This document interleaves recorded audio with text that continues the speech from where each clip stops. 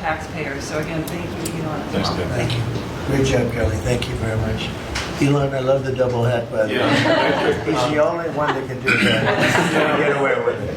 Well, Mr. President, they say I wear a lot of hats. It's true. Even my hat has a hat.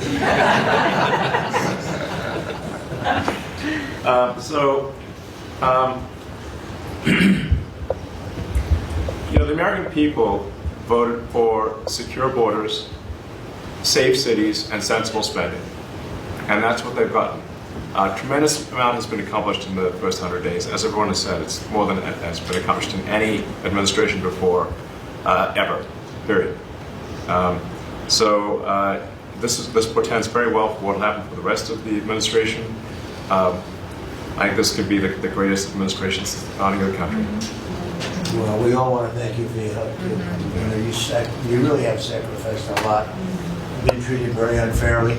Well, they do like to burn my cars, which is not great. Could be better. But you have been treated unfairly, but the vast majority of people in this country really respect and appreciate you, and this whole room can say that very strongly. You've really been a tremendous help. You opened up a lot of eyes as to what could be done, and we just want to thank you very much. And you're invited to stay as long as you want. At some point, I guess he wants to get back home to his cars and his... Max Justice Special Report, 100 Days of Power, Trump's Cabinet Showdown Part 1, Opening, a Cabinet Meeting or a Loyalty Parade. On April 30th, 2025, President Donald Trump convened a cabinet meeting at the White House to mark the first 100 days of his second term. But this wasn't just a routine administrative meeting. It was a 2-hour-long public demonstration of loyalty, control, and celebration. From Secretary of State Marco Rubio to Vice President J.D. Vance, each cabinet member proudly recited accomplishments ranging from securing the release of 47 Americans held overseas to accelerating the administration's war on fentanyl. Part 2. The New Cabinet. Faces of unquestioning loyalty. This second-term cabinet is defined by a single trait: loyalty. Attorney General Pam Bondi and Health Secretary Robert F. Kennedy Jr. echoed controversial claims, some unsupported, about the previous administration. The room wasn't just filled with policy documents, but with MAGA caps, Gulf of America merchandise, and applause at every turn. The message was unmistakable. This cabinet doesn't just serve its lines. Part 3. The Economy. Reality ignored. While the cabinet celebrated milestones, the real economy told another story.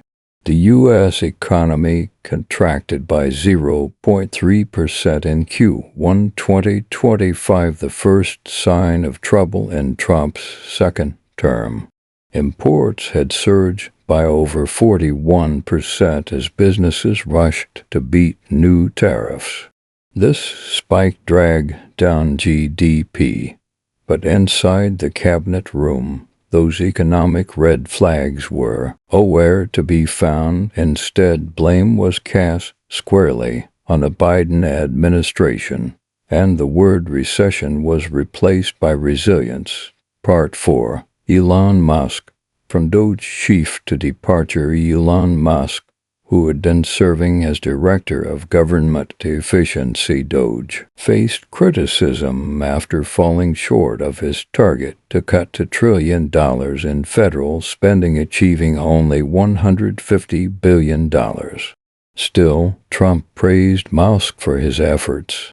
Musk, for his part, praised Trump's vision and leadership before formally stepping down. His departure was symbolic.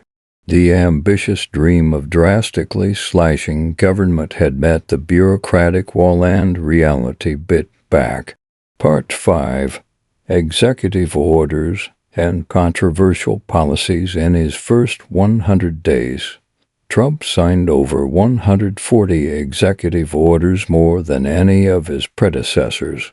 These orders covered broad-based tariffs, mass deportation of undocumented immigrants, major downsizing of federal departments. Critics argue this consolidation of power has blurred the line between leadership and authoritarianism. Supporters say Trump is finally getting things done without being bogged down by bureaucracy. Part 6. The Verdict. A government of loyalty over substance. The April 30th cabinet meeting was more than just a policy check-in. It was a televised affirmation of Trump's dominance. Every nod, every cheer, every claim of success was part of a well-choreographed affirmation of Trump's leadership. But underneath that loyalty lies a fragile reality: slowing economic growth, uncertain foreign policy outcomes, and a looming question: can loyalty alone carry a nation through turmoil? C-SPAN source acknowledgement. This video includes original content by Max Justice and excerpts from the public meeting broadcast by C-SPAN. Content sourced from C-SPAN. All rights to C-SPAN remain with them. Used under fair use for commentary and analysis. Which was done by Biden, where they hand everybody billions of dollars. The thing they don't need is money. They got plenty of money. What they need is an incentive to come in. And the tariffs, they're building because of the tariffs. If without the tariffs, and I like to say they're building because of November 5th, the election, and the tariffs, but I'm going to be a little more blunt. They're building because of the tariffs, and November 5th gave them the tariffs. So it's amazing when you look. And these are not companies that go out and say, well, we're going to build, we have to go get our financing. Let's go. Like we would, in New York, everybody would look, you get a building site, and then you'd look around for money, you'd look around for financing for 6 months, you'd get your financing. You'd build your building, the market would be good, you'd make money, the market would be bad, it wouldn't be so pretty, you'd have to negotiate, blah, blah, blah. This is different. These people have so much money, they don't know what to do. I asked Howard, did they finance it? No, they do it through cash. And they say that site, and they just started, they just announced it like a month ago, and they've already started. He said, I've never seen a site like it so big.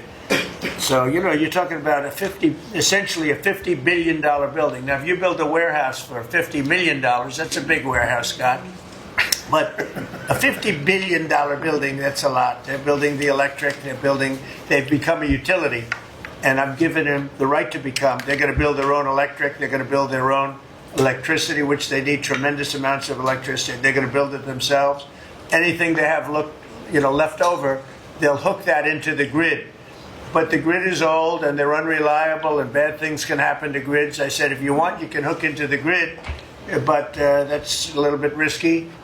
Or you can build your own electricity and become your own utility. And they, I think in all cases, are deciding to do that.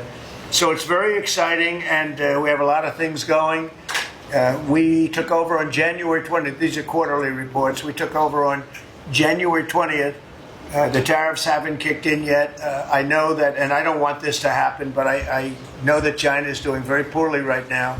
I just saw some reports coming out, and I don't want that to happen to China. I like the president a lot, President Xi. I don't want it to happen. I was actually saddened to hear it, but they are getting absolutely hammered in China. And, they're sending boats, the biggest boats in the world, carrying cargo like nobody's ever seen before. These are the biggest boats in the world, biggest cargo ships in the world. And they're coming and they're turning around in the Pacific Ocean. They're doing a big U-turn and going back because they don't want the goods, because 145% tariff. But at a certain point, I hope we're going to make a deal with China. We're talking to China, but their factories are closing all over China because we're not taking their product. We don't want their product unless they're going to be fair with us. And that includes intellectual property and other things. There are a lot of things far beyond just buy, sell. So we'll see what happens. But, I was not, because somebody said, well, were you happy? I said, I am not happy. I want China to do well. I want every country to do well. but they have to treat us fairly also. So with that, I think we're going to maybe go around, and we have some letters where the secretaries and people around the table are making statements about how they're doing and what's happening. And I could start with Pete on the left because he's my least controversial person at the No, they don't know how good he is. So we'll go around the table and you can hear it. And these are cabinet meetings where they're very open and transparent. And I can guarantee you Biden didn't do this. He didn't do this. Go ahead, Pete. Well, Mr. President, I think we're controversial because we're over the target. And like so many things, Mr. President, you inherited a demoralized military that couldn't recruit, that was perceived as weak after what happened in Afghanistan and elsewhere because of Joe Biden. And what we have seen since your election and the inauguration has been nothing short of a recruiting renaissance.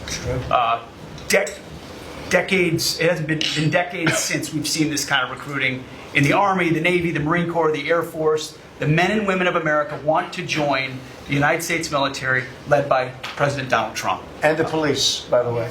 Absolutely. And fire.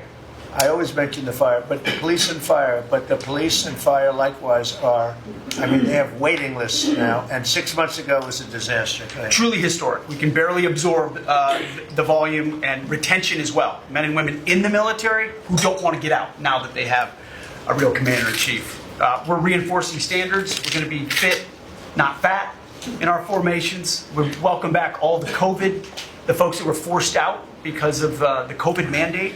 We've ripped wokeness out of the military, sir, DEI, trans, and it's Fort Benning and Fort Bragg again at the DOD. We're rebuilding the military, sir. The Golden Dome is well underway. F-47, reassuring allies and deterring enemies. We found nearly $6 billion in DOGE savings that we're going to reinvest, including $50 billion from the Biden administration focused on things like climate that have nothing to do with lethality and warfighting. And we will have, as you said, sir, the first $1 trillion budget that we plan to spend wisely on behalf of our warfighters. From day one, sir, we've helped get 100% operational control of the border, coming alongside DHS and CBP. We've got 11,000 troops on the border who now, because of the new national defense area, sir, can help detain illegals at the border and hand them over to CBP. It used to be if you saw camouflage on the border, they could hold binoculars, and that's it. And now we can detain and assist, and we're going to get 100% operational control of that border. Our NATO allies know they have to step up.